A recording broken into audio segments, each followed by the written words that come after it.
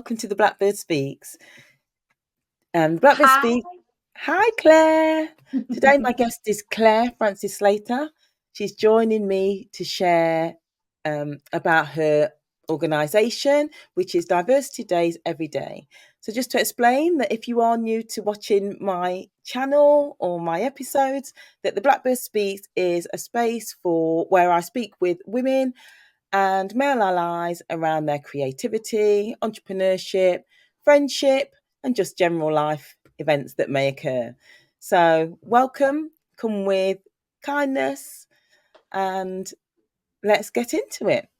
So, welcome, Clare. Thanks for joining me today. Thank you so much for asking me. It's a pleasure to be here, Tracy. Oh, it's a pleasure to have you here.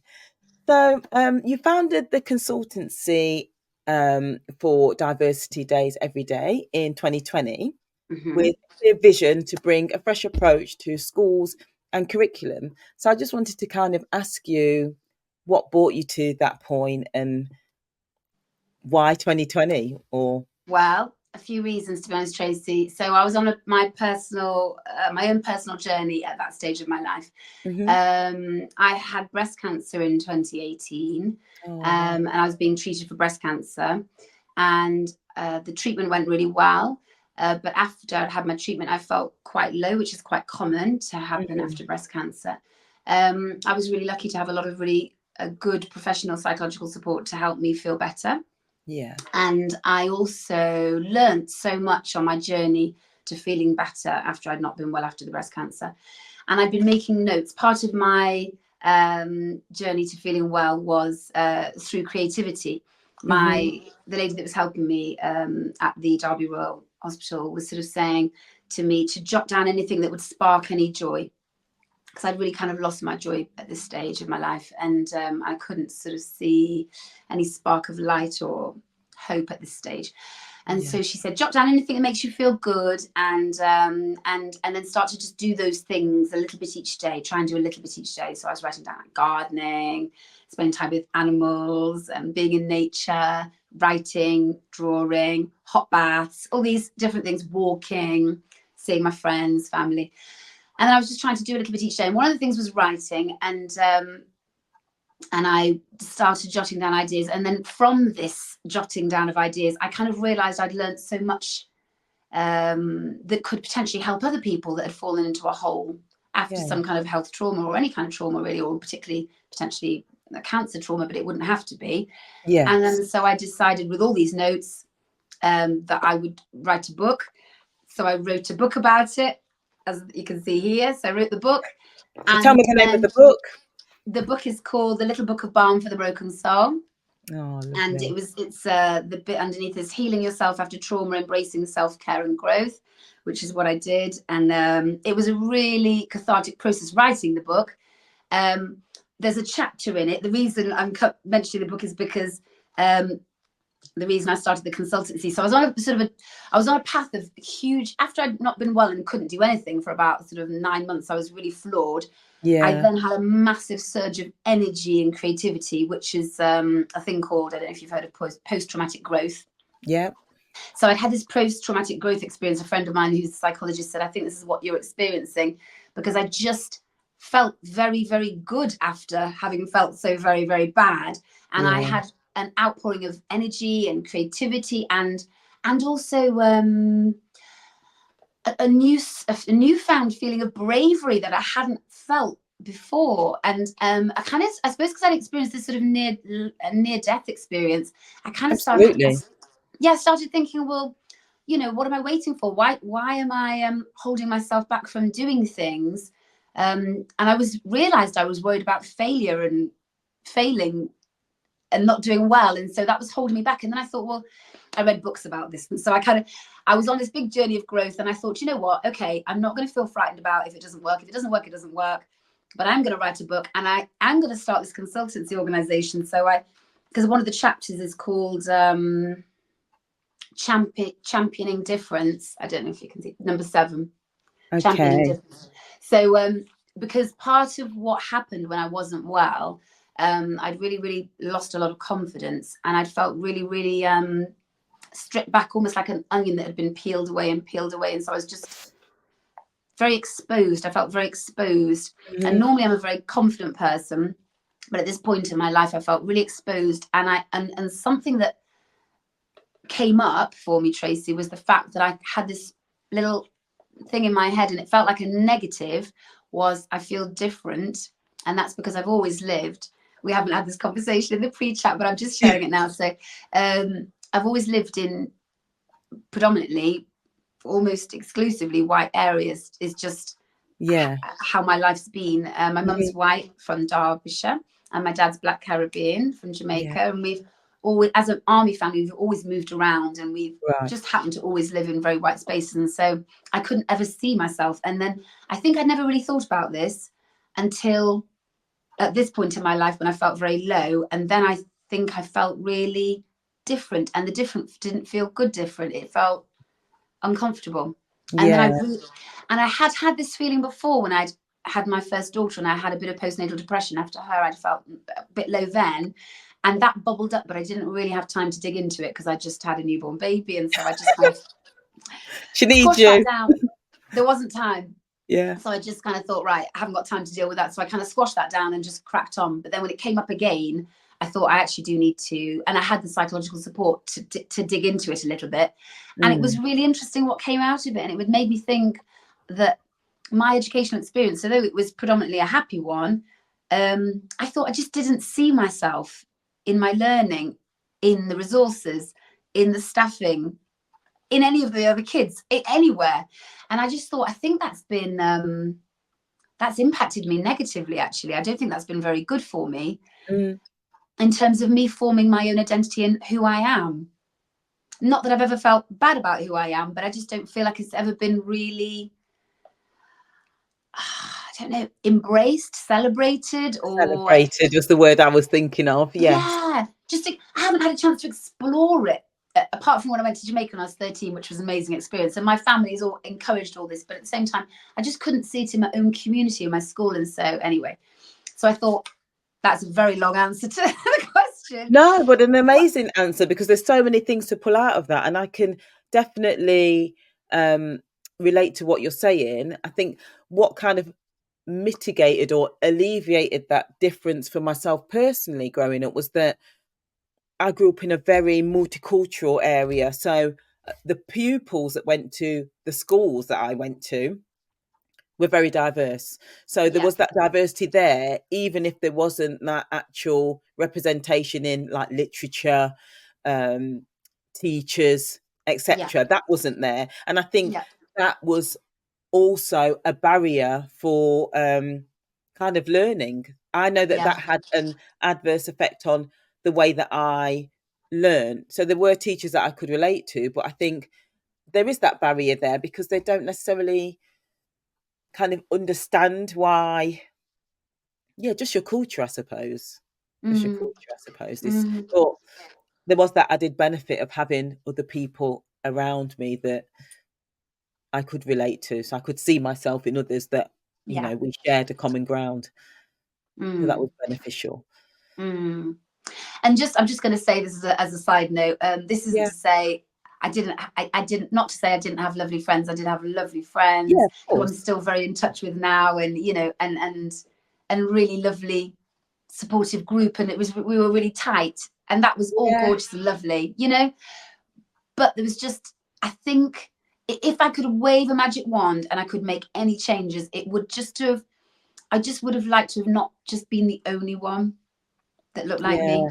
And it just would have, there just would have been more in my learning that I would have been able to, so I could have seen myself in my learning at school. That would have been really nice. So which is why I set about, because I'm a teacher. Yeah. I'm a primary school teacher. I was also I've taught in colleges and universities at different points in my life, but mostly primary school. And I just thought, well, there was all this going on on my own personal journey of, thinking about my self identity and exploring that and filling in all the gaps in my history that had never been taught. Because even though I did history GCSE, history A level, there were so many elements of Black history that well, literally pretty much all of it. I never learned anything at school about that No. kind of stuff. It just didn't happen. There was Black History Month was happening, but it just wasn't happening where I was going to school. So I basically Didn't happen filled in my, our school either. for me. I Uh, think maybe it's a generational thing. Probably happens now, but yeah, certainly yeah. when I was at school, it wasn't even a Same. thing. It No, wasn't it a wasn't thing. even a thing. Yeah. I mean, yeah, exactly. I think it was somewhere in the 80s. It was happening in some schools, depending on Mm, the teaching, the staffing you've got, and whatever. But anyway, so it didn't happen. So I basically filled myself in on all these gaps in my education, I felt like. And then I thought, well, so I was learning and making notes on all of this and loving it.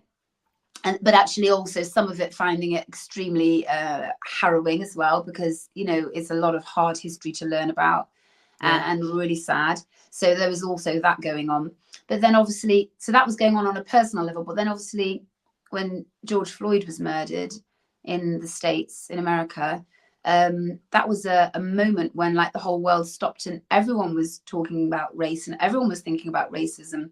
And I'd already been really deeply thinking about it for about, I don't know, a good year and a half, intensely on the run up Mm, to that. And then that happened. And then I really felt that was, I think, what pushed me to think, gosh, this, the state, what's going on in the world, and this is still happening.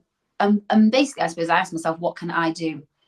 And then I thought, I think I probably can do something. And that's probably to go out into schools and talk to teachers and lead staff training sessions about this. And I could yeah. do assemblies in school, and I can start to fill in gaps in history that other people haven't learned about, but I could do that. So that's what I started doing. I just find that so amazing because how I suppose with anything you initially relate to yourself first, and you just think, Yeah, "Gosh, what a gift that would have been yeah, for me as a child if yeah, I had access to that." So I just think it's an amazing thing that you're doing. So with yeah. regards to that, to get going into the schools, do you think that door, how are you kind of welcomed when you approach this, or do schools come to you? How does that actually work? So I suppose it's a bit of both, to be honest, Tracy. I initially I approached a few schools that I knew and just offered them some sessions just to trial out some material, um, as a staff training session, and it was really well received. I always do like a little feedback form, there's little QR codes you can get, and yeah. Yeah. So it's really helpful for me to get that feedback back from the staff. How did they find it? What was useful? What would be better next time? All that kind of stuff. And so I just keep tweaking and improving all the time.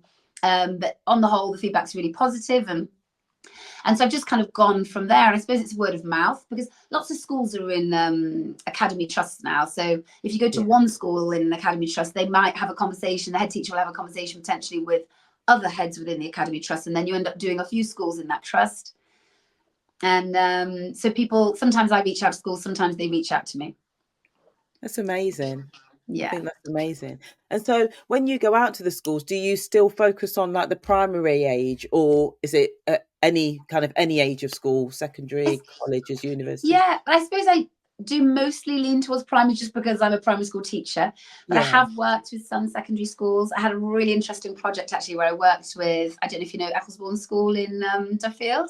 Yes. Yes, so I worked with them, and I reached out to them because they used to have, well, they still do have a topic on the transatlantic slave trade, and my daughter did the topic, and I looked through the booklet and just thought, I think this could be better, and it seems there's a lot of room for improvement with this. And so I was sort of making notes about what I would do if I was setting out that and I had a series of meetings and I approached the school and said, would you be interested in exploring improving this? And they were really open to it. And I had a series of meetings with the head of history, and they basically took on board pretty much everything I suggested. And they now have a revised, updated topic, which is, I think it's brilliant. In fact, one of my son's friends is now doing it. I was around at their house the other night and I was flicking through the notes of the pamphlet, and I was looking at it. I felt really proud because I just thought, it's brilliant now. It's so good. It's just there's so much depth to it, and it brings it to the present day, talking about legacies that it had and how that's affected life in Britain, the impact it's had on individuals in Britain, who benefited from it in Britain. And it's really making it so much more tangible, and there's just so much more depth to it. Because I think originally it was very much focusing on, not that they shouldn't, and because it was a really awful thing, but it was all about completely about the the sorrow and the misery of the enslaved people. It was Yes. pretty much all that. It felt like mostly that. And I was like, well, let's put in a whole thing about the West African kingdoms before they were, the people were enslaved. Let's talk about how skilled the craftspeople were. Let's talk about how wealthy they were with the gold. Let's talk about how highly civilized they were, because actually there's a whole lack of understanding around what were people's living and working conditions like in Africa before they were enslaved. And there's a whole myth of people being really, I don't know what the word to say is now, but let's just say uncivilized, let's say that. Yeah. But actually, when you learn about it, I learned about the kingdoms of Benin and all those West African kingdoms. And when I first learned about them during lockdown, I felt immensely proud, because actually I did a DNA test and found out that lots of my DNA comes specifically, because my dad's from Jamaica. So of course, going back hundreds of years, my family and my ancestors go back to the West African kingdoms. And I felt a huge sense of pride to know that I've come from these fabulously civilized, highly skilled craftspeople. And I read one bit about this king called King Musa, who was so wealthy. He had bags of gold dust, and he went on his travels and he was just scattering gold dust because he just had so much gold. And not that money's everything, because it's not everything, but I just felt like, it's amazing. And just you touching on that, it's good and fantastic what you're saying. The fact that you're able to look at that and to being able to share that, because I think there is this impression, Mm-hmm. that excuse me, that, like you said, the way that people lived in West Africa, it's all poverty, it's all about famine. And it's not that they're actually skilled craftspeople, affluent, have good lives. Even now, we very rarely see the kind of empires and organizations that are thriving and are booming in Africa. We are often only told about kind of like the negative, sad, poverty parts of Africa. And Africa's huge. Yeah. There's way more to it than what we are presented with. So it's great that we'll be able to educate the next generation differently. Yeah. I mean, and this is talking about going back, like to sort of the 1500s, talking about what was going on in Africa then. And you're absolutely right. There's still a lack of understanding of what the countries are like in Africa even today. And I think our generation was because we saw what was happening, the Feed the World song that came out in the 80s. And all we saw of Africa was famine and starvation. It really lodged in our minds, this is what all of Africa is like. I don't know if you've seen this. So there's a great TED talk called The Danger of a Single Story by Chimamanda Adichie. I haven't, no. No, so watch it. It's brilliant. She talks about exactly this thing that we're talking about, the danger of a single story, because she's an American student. Well, she's from Africa, from Nigeria, from a very wealthy, educated family. Her parents are both professors at university in Nigeria. So, and she had all kinds of privileges that go with living on a university campus when she was growing up, and they had people working in the house for them. She was very well off, and she went traveling to America. She was a student in America. And living with a roommate, as people do, she realized how the rest of the world saw Africa and what they thought. And they thought she lived in a mud hut. They thought she was uncivilized. They thought they had really, really a poor idea of what Africa was like. And she couldn't believe it. So she wrote this TED talk called The Danger of a Single Story, which is basically, if you only ever told one story of what something is like or some place is like, that's the only idea you have in your head. And it's really dangerous, isn't it? Really so dangerous. When I do this work with the children in schools, and when I was helping to reshape this transatlantic slave trade topic, I also went in and got pupil voices. And the pupils' voices was basically working with the kids and saying that had done the work, that had already done the topic, or children who were about to do the topic, to reflect on their learning. And a lot of the questions, they wanted to know, what was Africa like before people were enslaved? Because that wasn't part of the learning before. And I was like, that is a really good point. We should learn about that, because you just need to know more context, don't you? And to give it more of a whole, make the learning more whole rather than two-dimensional.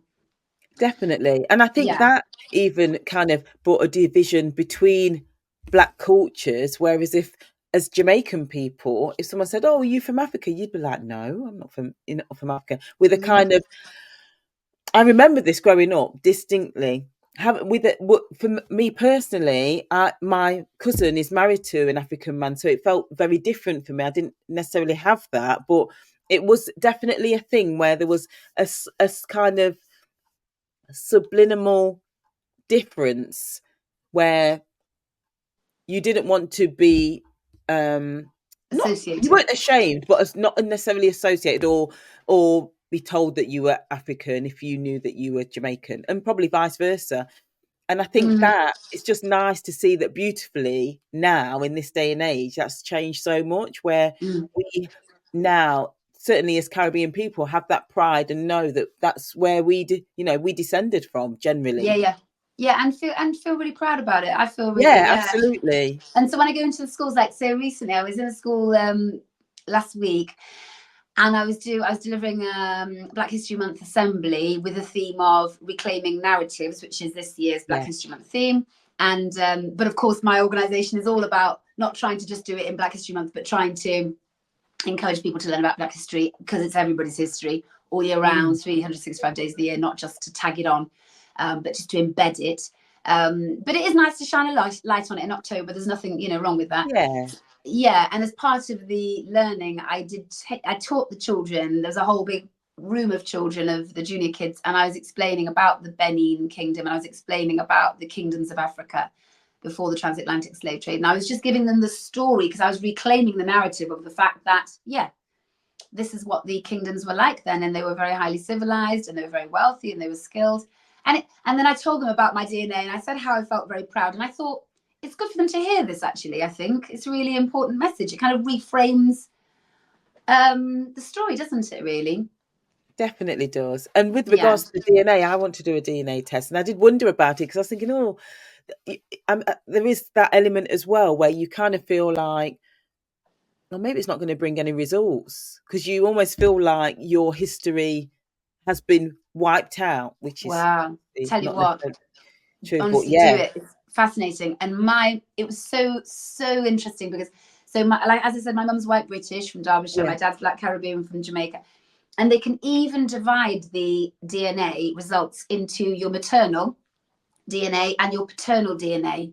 And they Wow. even divided my mum's maternal DNA so specifically, excuse me, into Derbyshire and the Potteries specifically, they said, and Oh, Yorkshire, which is where I think it's my my mum's side of the family's from. But it even divided it. It wasn't just saying England. It didn't just say the Midlands. It went into very specific zones of Britain. wow. And it Oh, was really accurate because we do have family in Yorkshire and Derbyshire on my mum's side. yeah. So incredible. Oh, I'm definitely doing it now. You Yeah, honestly, definitely. so I'm always worth doing. talking about it year on year, and then yeah, Yeah, I'm definitely going to do it. so worth doing. I loved Yeah. it. Yeah, So, yeah. with your work, are you seeing a consistent change across education, or do you feel that it's your influence? I mean, as a teacher, Mm. you know all about curriculum and what's generally taught across schools. Do you feel that you're maybe having to work that little bit harder to bring that change into curriculums, or do you feel that schools are slowly starting to recognize that there is a gap in Yeah, the curriculum?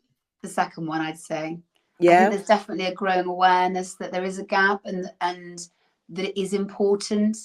And it's important in all schools. It's not just important where you've got black and brown kids. Yeah, It's exactly. important in schools where you've got predominantly all white kids because we need to understand our history better in this country, and we need to understand why we are all here today.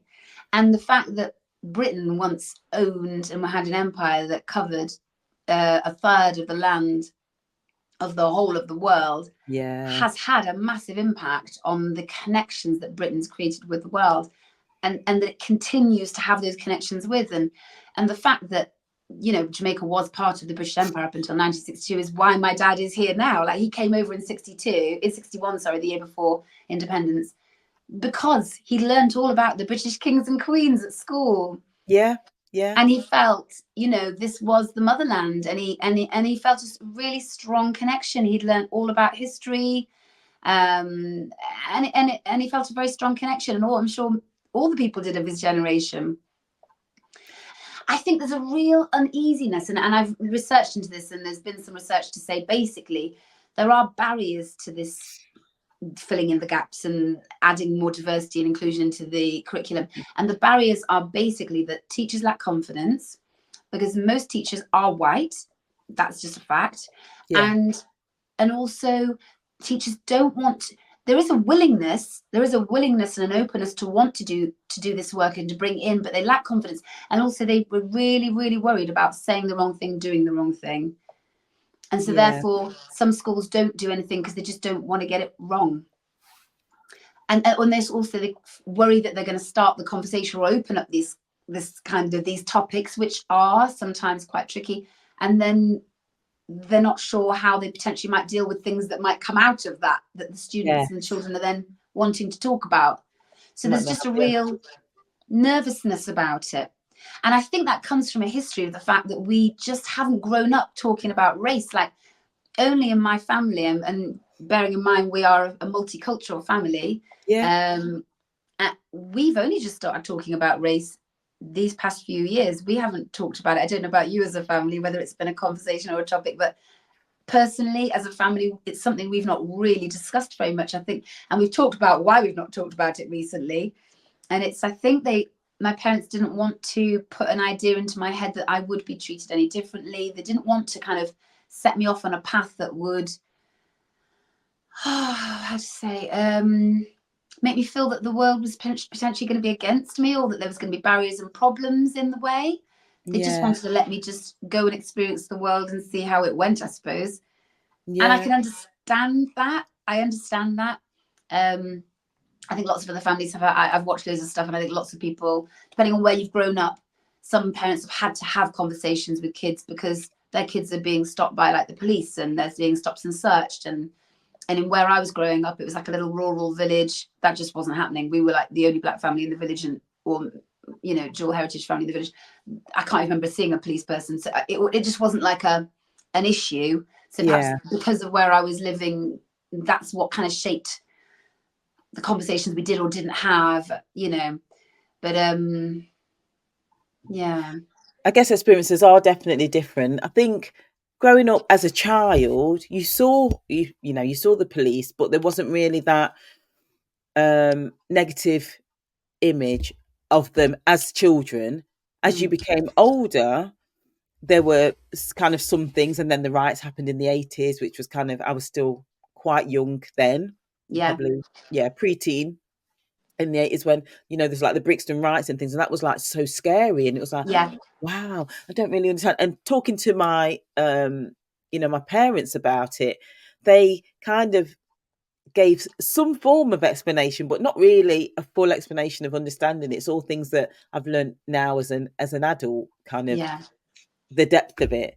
And I think just kind of going back a little bit as well with regards to history and having that narrative taught to you in schools, etc. I think even as an adult, you hear more about the history of America and not so much about the history of this country. And and that is great, but it's so important for our young generation to know that there are key people as part of our history that have changed things for us. For instance, there's Rosa Parks in America, but we had, and I can't remember his name, but where we had the bus strikes, the Bristol bus boycott. That's right. Yeah, that's absolutely. it. So many kind of monumental things happened here in the UK as well. And that's something for us to be proud of. And I think that is definitely something that needs to be shared that little bit more. So it's great what you're doing. And I think there is a huge amount. The other thing I think is sometimes there's a feeling of, how at what age do we start to discuss racism with kids? And that is a big question, Yeah, because of course, you know, children, there's a huge amount of innocence around being a child, isn't there? And you want to kind of preserve that innocence, and not damage that. But there is actually it's prevalent. Racism is out there, and children as young as 5, I've known from my personal experience, have been impacted by it. Children as really. young as Wow. 5, you know, in terms of not being invited to parties, being excluded. And that's very much, you know, parents have decided, let's not invite that kid. And that kind of thing happens. And that's like now, that's happening now. And so Yeah, children, if they're being, I think if they're being affected by it, and children's behaviors are affected by what parents are saying to their child, I think we need to open discussions. I mean, thing is, I mean, it's so much better in schools than it used to be back when we were growing up, because there wasn't even any conversations about all special, all different, that kind of thing, you know. But that's a no. really common thread running through the, you know, the vast majority, if not all, primary schools these days that I go in and out of, where, you know, difference is celebrated, and we learn to accept everyone looks different, might behave differently, but we're all different, we're all special. All those kind of messages are really very much embedded in schools. So those kind of conversations are happening. And I think some schools, if they're a little bit brave, do touch on specific things about skin color, and they have books about that as well. I think it's really important to have those conversations young.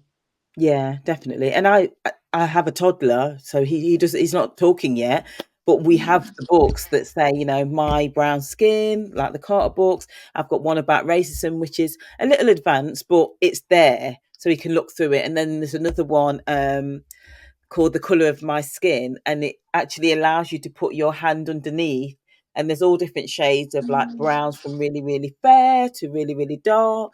And we can put our hands underneath. You know, he's dual heritage, so he's really fair. But I'll say, "Oh look, mummy's skin is like this color," and we Mm, can point it out, and those kind of mm, things that talk about differences and makes it easier. I think if you've got a tool that you can use, it makes yeah, it way easier to have those conversations, and just having those accessible for them to take out and look at and flip yeah, through. It yeah, then can become yeah.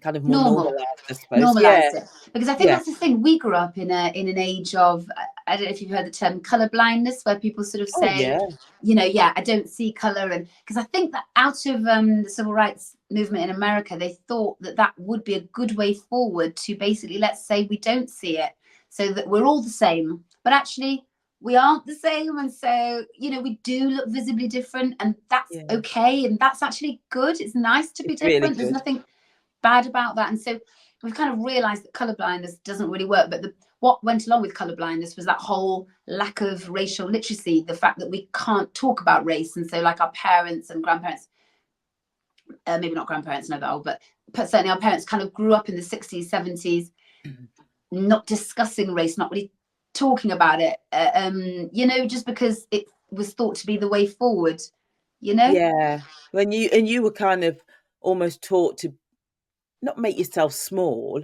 but toe the I line, don't get in trouble, don't bring fit police to the in, door, fit in, fit you in. know, manners, all of that stuff that Mm, didn't kind of highlight you and put you out there. Uh, and it's almost like that silent message that wasn't talked about. The fact of the matter that is that the reason why they encouraged that was so that you didn't get in trouble and so that you weren't a target, but you didn't know that bit of it. It was just kind of like felt like you were just sort of being oppressed when actually it was their mm. way of keeping you safe, I suppose.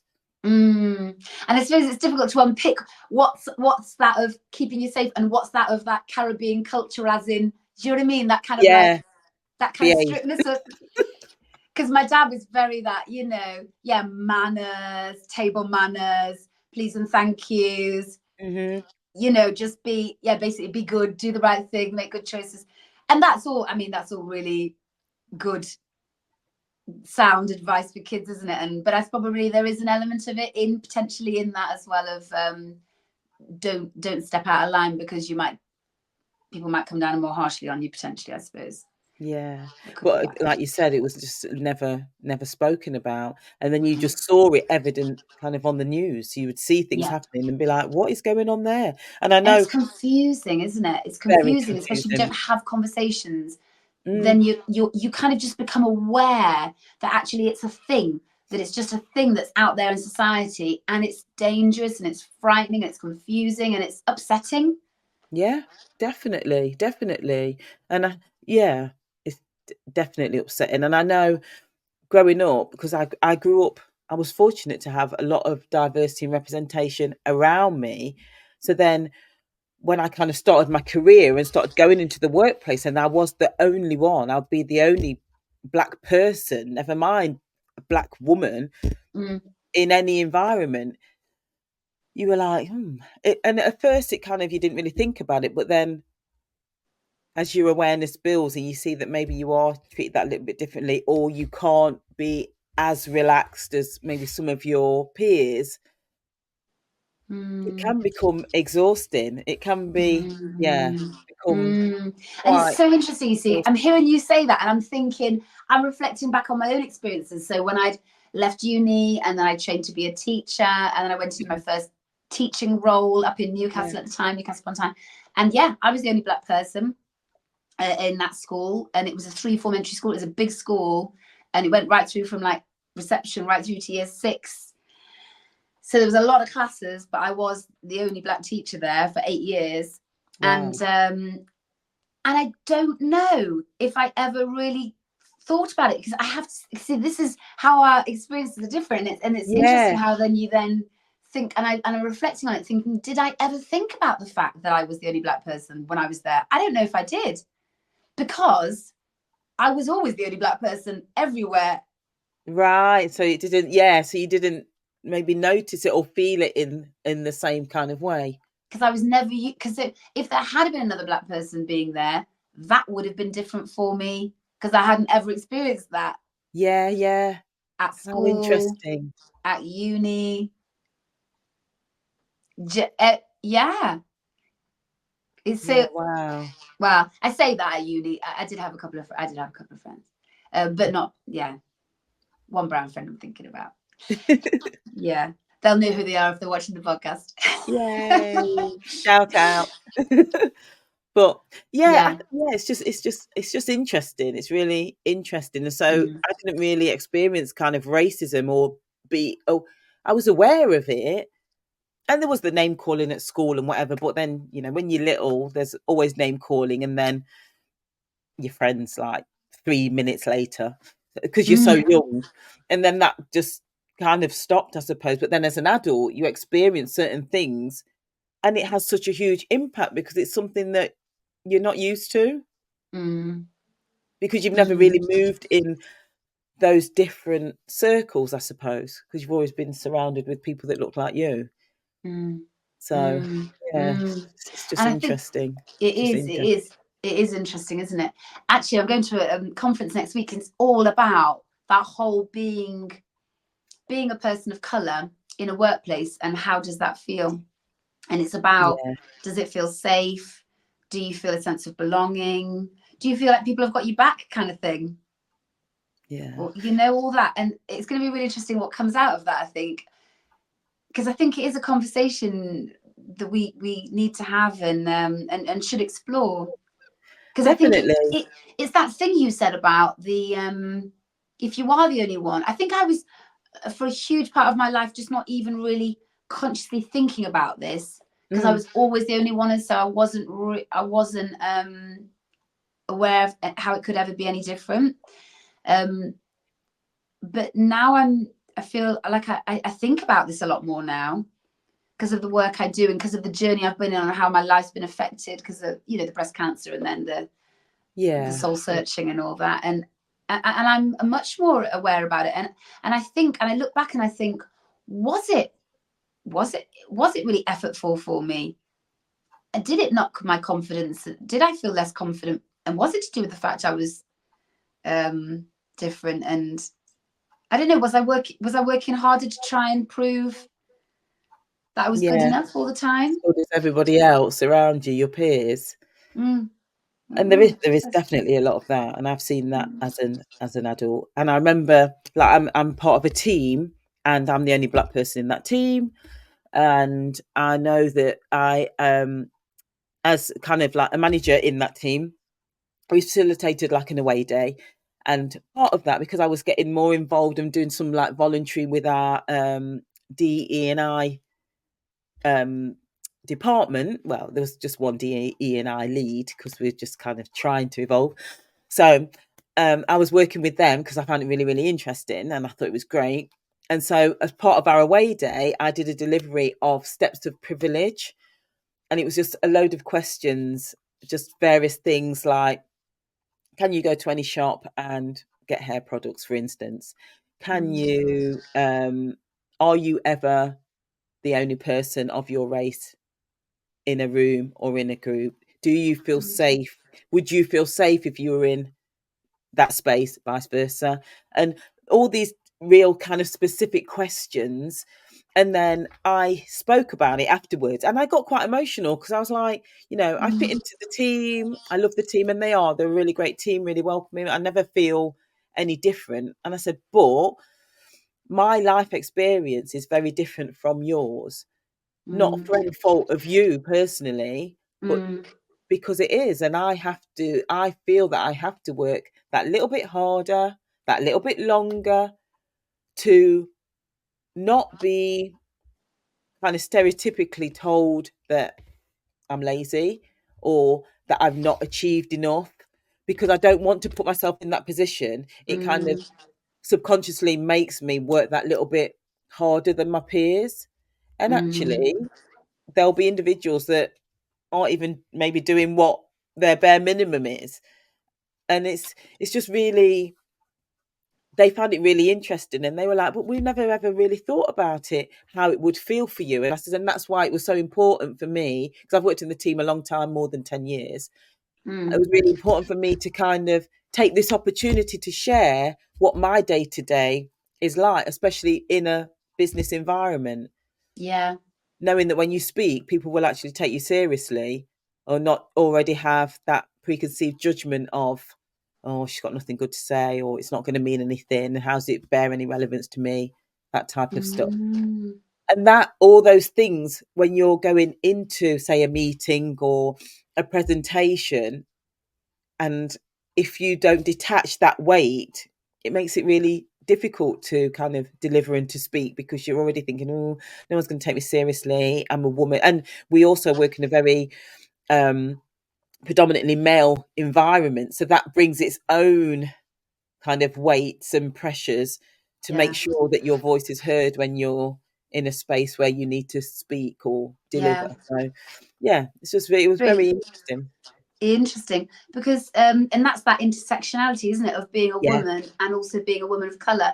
yeah. And I suppose if you think about it, if we sort of separate, step back and think, the world was not designed, or the world of work in the Western world was not designed for people, women, and women of color. It wasn't designed for us in mind, was it? It No, wasn't not at designed. all. And we Not at all. do our best to kind of slot in, fit in, and hopefully have our voices heard. But it's been a struggle, hasn't it? And it's A still a real, struggle. yeah. And it is, exactly, it's still a struggle. So there's a lot of work now, which I think is everywhere, around kind of like menopause and just, you know, menstrual awareness, that type of stuff. All the things that women have battled with in secrecy, and Yes. in some way shame in the background, and still had to Yeah. show up, deliver, Yeah. perform, whatever it is. And Yeah. It's huge. it's huge. It's It's huge. huge. It's huge. That could be my next book, actually. Yeah. Oh Somebody in my man. book launch said last year, I think I said at some point I was making a little speech and I said, so this little bit I'm going to say now, I'm talking to women of a certain age, I said, and everyone, and all the women were like, oh yeah. And someone said, that could be your title of your next book, Claire, Women of a Certain Age. Women of a Like, certain age. women of a certain age. But there is a whole thing going on, isn't there? When you enter that zone, and men will have no idea because they'll never personally experience it, but how much your hormones affect how you feel, your energy levels, your emotional levels. So, you know, because I had, you know, when I was recovering from cancer, I was given Mhm. tamoxifen. So Oh, it blocks your estrogen. So I went yes. from having a full natural working supply of natural estrogen, which kind of makes you feel, I think it makes you feel kind of good. Yeah. Yeah, Normal in speech marks let's because say I normal. understand because I'm in, yeah, I'll Okay. share after. Yeah, so that's that. And I was feeling, yeah, normal with my natural levels of estrogen at age 41. So this is going back 7 years ago now. Mhm. And then it just stopped because I had the tablet that blocked it. So I was going into like a kind of chemical menopause, I suppose. So my estrogen was blocked, and I just could not cope. I Day by day by day, I was working. I went back to teaching in September, so I was on the estrogen, on the tamoxifen, sorry, since like the summer. And by the September, early to mid September, I just started crying. I couldn't stop crying. Every day I was crying, and I didn't know why I was crying. I didn't make the link between having the tamoxifen and then feeling not well. But I just felt like I just wasn't coping. I couldn't cope with anything. I ended up having to stop work. I just couldn't function, and it was awful. And I suppose, Imagine. you know, women, and obviously now there's HRT out there, and there's a whole lot more conversations around it. And Davina McCall's been doing all her stuff, and there's lots of books out there, so there's a lot more awareness. But I think women, certainly in days gone by, had just kind of struggled through this time where, obviously, you know, tamoxifen aside and breast cancer and all that, but just going through a natural menopause when they just do, had just been extremely hard. And there's also a huge, I felt like as I was going through it, I had a huge loss of confidence. I felt really wobbly most Yeah. days, and anxious. I felt really anxious, and it was just absolutely, I couldn't. It was, it affected me so badly. In the end, I came off the tamoxifen and I felt fine, but it took time to come out of my system and everything. But it just goes to show what women do go through. When I kind of experienced that little mini menopause that wasn't a real one, but it felt like it was, I just Wow. thought, gosh, what's that going to be like when it really comes? And, you know, I suppose normally it would be a lot more gradual. It wouldn't be quite so Yeah. overnight like that. But if that's what it feels like, that feeling of anxiety, lack of confidence, not coping. And I've read studies that have said, like, loads of people, professional women who've worked all their lives, who are at the top of their game, end up often leaving their Yeah. jobs, going part-time, or completely just leaving the workforce because they're experiencing these symptoms, and it just makes life unbearable. So to try and do a job on top of that is just impossible. And I think it's just huge what women go through. You know, if you think about all the different changes women go through with the hormones through life, you know, teenage years, and then potentially if you become a mother, there's that going on, and then that menopause later. It's massive. Whereas men Yeah. have just a very much more. The world was designed for them, for sure. Because, yeah, I think if men had to experience a lot of the kind of bodily, functional, hormonal things that women did, there would be a lot more resource out there. Because Mm, at the end, and that's not to kind of slate all the men in the world, but just factually, because of the fact that they were and still are to some degree the ones that are the decision makers. They've got the power to make those decisions and be heard. So yeah, things probably would yeah. have changed a lot earlier because they were Mm, already experiencing it and in those positions of potential power. But I mm, can definitely, yeah, I've had my own journey with like menopause, and so I had an operation that forced me into early menopause. But I realise now, in reflection, that I'd kind of started perimenopause around 2012, so a long time, but not know it. I didn't know that that's what it was. I just kind of thought, oh, you know, still mm, having regular cycles and all that kind of stuff, but just not feeling myself. yeah. And then, yeah, being forced into menopause just was honestly like what Yeah. you said, everything, all the symptoms. There's probably out of all the symptoms, there's probably three that I haven't had. What's good, you know, I found is to keep like reaching out and having very open, honest conversations with close friends. I think that's really helpful, Definitely. girlfriends. Yeah. I think what made Because it hard for me is that when I started, so my friends now in my like kind of inner circle, they're going through that now in like the last year or last couple of years, but yeah, mine all started in 2019, and because our parents never spoke about anything. Because I asked my mum, I yeah. said, "Mum, do you remember like what it was like to be menopause?" And she was like, "Oh no, I don't remember. I don't even know if I had menopause." I said, "You did, because I remember massaging your shoulders because you had headache or tightness, which is something that I get myself in the Ah, migraines, and like coming home from school and you'd be walking around in like your slip."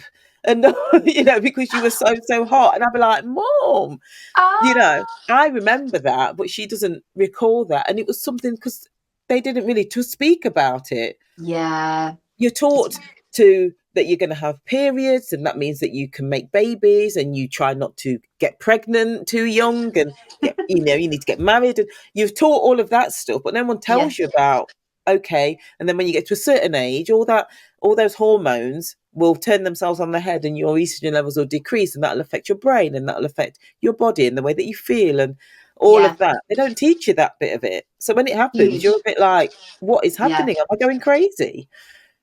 I And know. my friends weren't What's going through it at the same time as me, so I didn't really have anyone kind of mm, close to speak to. But they're going through it now, and I can obviously relate to that.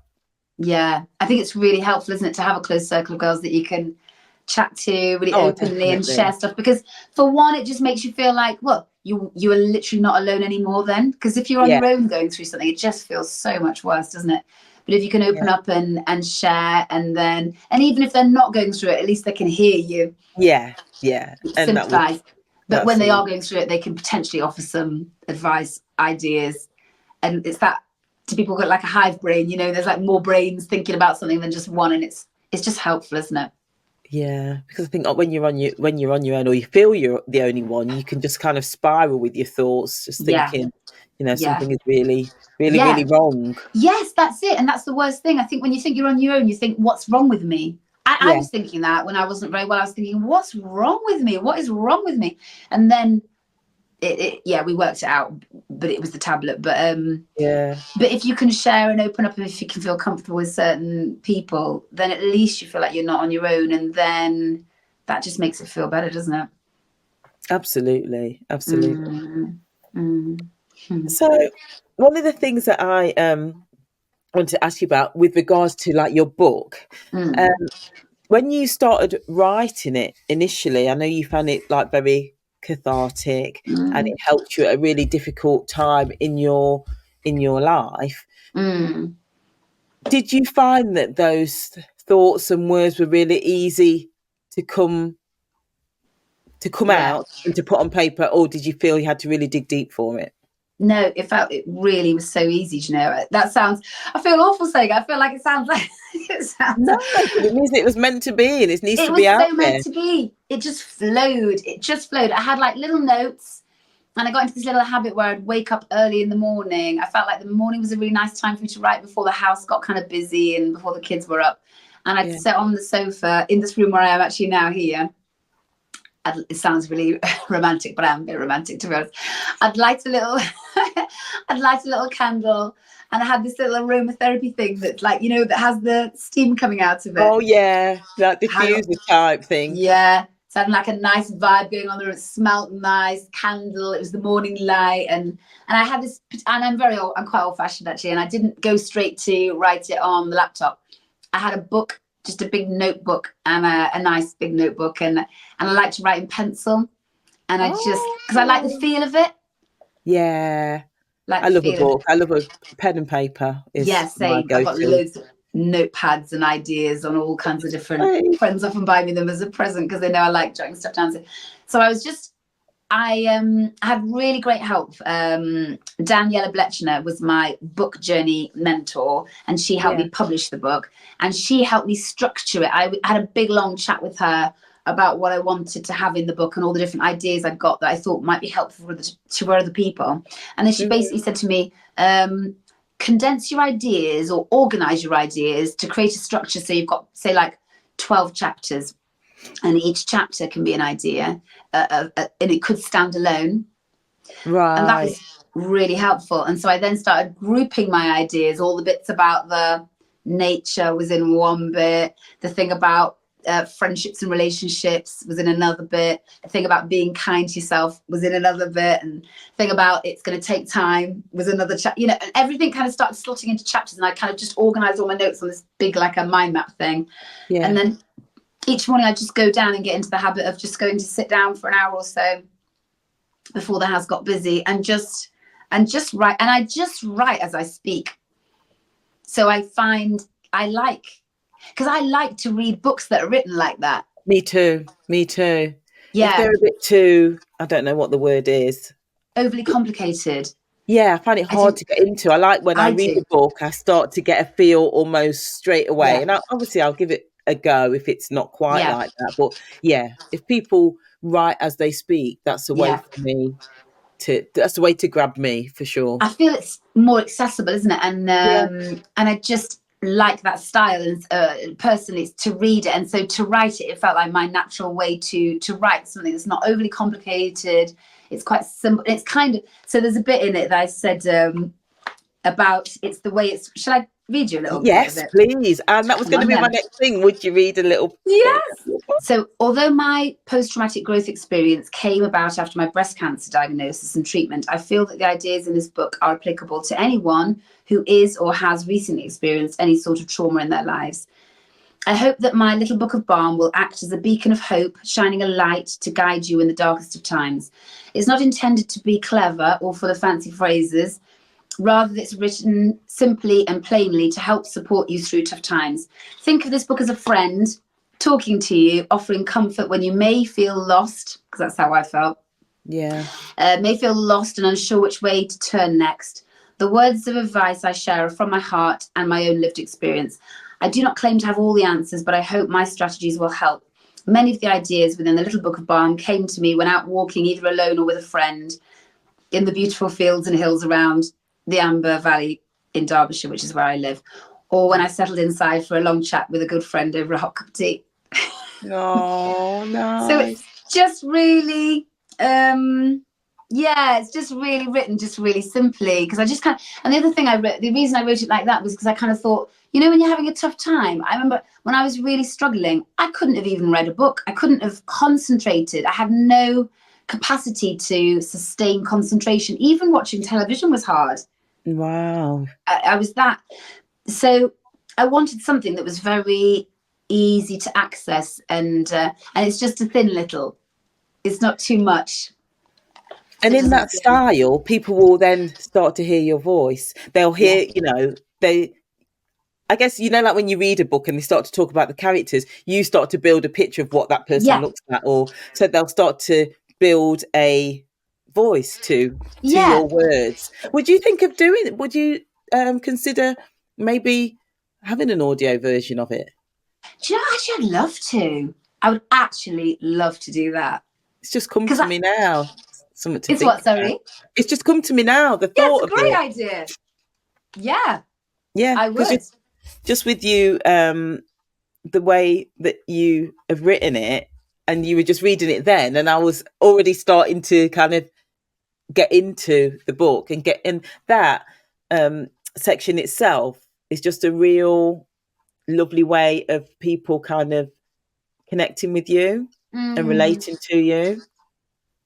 Because I think sometimes what can be a deterrent of people is that when we feel that, that person knows everything, or they're telling me what to do, that type of thing, that can bring that disconnect. And so it's always really lovely when you can just connect with people, relate to people.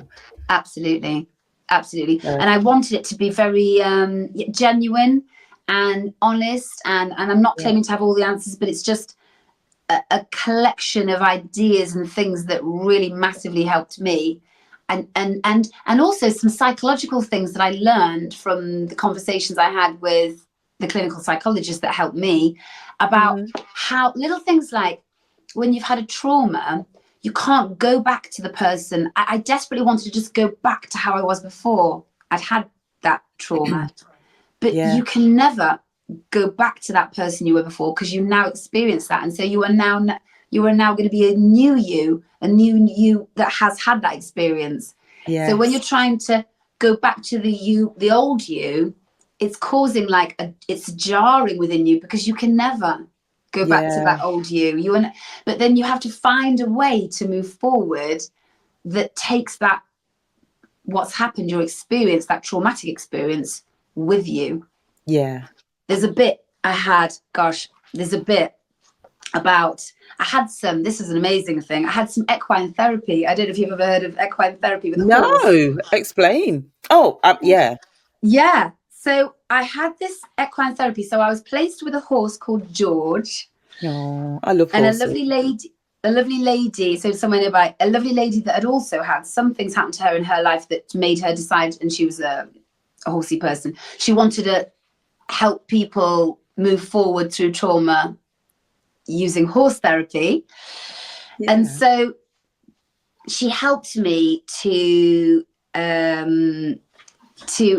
take on what I'd had, and well, to just accept, to find a way to accept that trauma, but take it with me. Even if trauma is obviously, as it says, Yeah. by bringing it with you, it's always there to kind of help someone else. It helps you to help someone else. Yes. Yes. Absolutely. There was something I read somewhere. It says, was it about something about the pain that you've been through? Well, I'm paraphrasing this now. Something about when you've been through something bad, or some tough times. That pain, you can basically use what you've learned to help other people. That can be the silver lining of the experience, can't it? If you can help others. Yeah, definitely. And just Yeah. what you were saying before about not being able to go back to the person Yeah. before. I have a friend and colleague who had breast cancer 3 times, and she always says now that she talks about me before the cancer, me after the cancer. I think I didn't expect that it was going to change me after I knew that I was physically fine. I just thought I could just mentally go back to the same headspace that I was in before. But I found that I just couldn't. Actually, it was not. This isn't about George the horse. There is a bit about George the horse, but I can't. But it's a little bit about that bit about the new you, and it's in that. This is that's the picture my friend did. I don't know how to do this. Oh, the Can you see the? illustrations. Yeah. Yeah. Oh, wow. Oh, yeah. It's Yeah. nice. So it's called Embrace the New You. So it just says, here we are at the beginning of the final chapter of this book, but an end is also a new beginning, a new chapter of the new you. Dare to be your amazing self. I learned as I went on my journey of self-healing that I was certainly a changed person from who I was before. Initially, I was sort of in mourning for the former me, the me without the cancer diagnosis, the treatment, the invasive surgery, the upset, the worry, and the trauma. I missed the fun me, being carefree, the easy, relaxed me, the it'll be okay me. Having been through what I had, I didn't recognize myself anymore. I found that upsetting and challenging. I remember feeling as if it might be hard to be with my friends if I wasn't the normal me, the way they knew me, if I wasn't fun and happy and jokey like I used to be. This made me question why I felt as if it, sorry, this made me question why I felt as if it had been hard to show my real emotions.